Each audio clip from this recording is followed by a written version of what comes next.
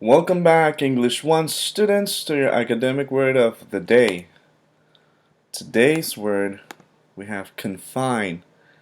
Confine. Two syllables, confine. The stress or the accent is placed on the second syllable, confine. Confine.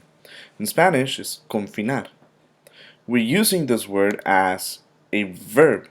In both instances, we use it only as a verb. The definition of confine for the first definition is to keep somebody or something inside the limits of a particular activity, subject, area, etc. Do not confine yourself to only speaking Spanish. Speak English as much as you can.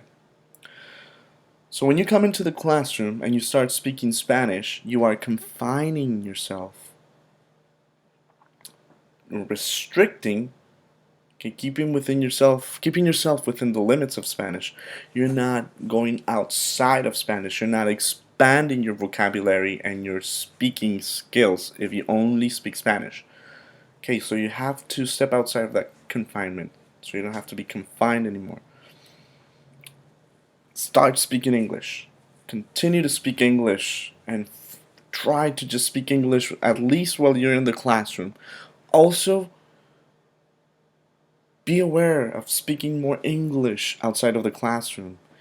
Maybe at the store, at the bank, with the doctor, even with your family. You can ask them to speak to you in English, right? So that way you can practice a little bit more. And you're not just confined to Spanish. Second definition of confine, also used as a verb, is to keep a person or animal in a small or closed space.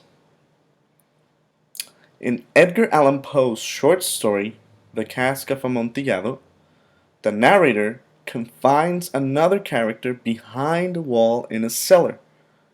In this case, the narrator, you have it here in the blue vest in this picture, confine another character, this character here, behind a wall. He kept the character in between two walls in a closed space.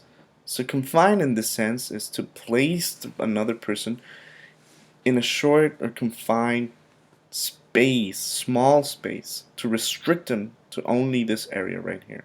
See how he's tied up and he can't really move. He is confined to these walls. It's kind of a way of torture, isn't it?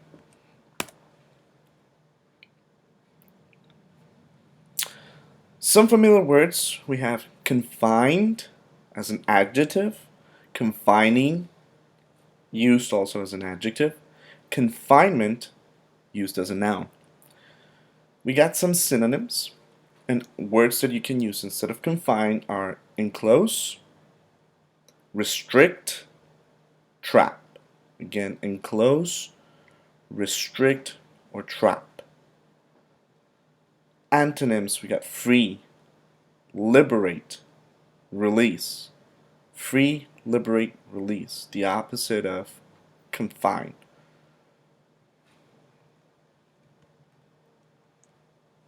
Okay, English 1 students, this has been your academic word of the day. Make sure that you complete your flashcards, include a visual, write your own original sentence, and happy studies.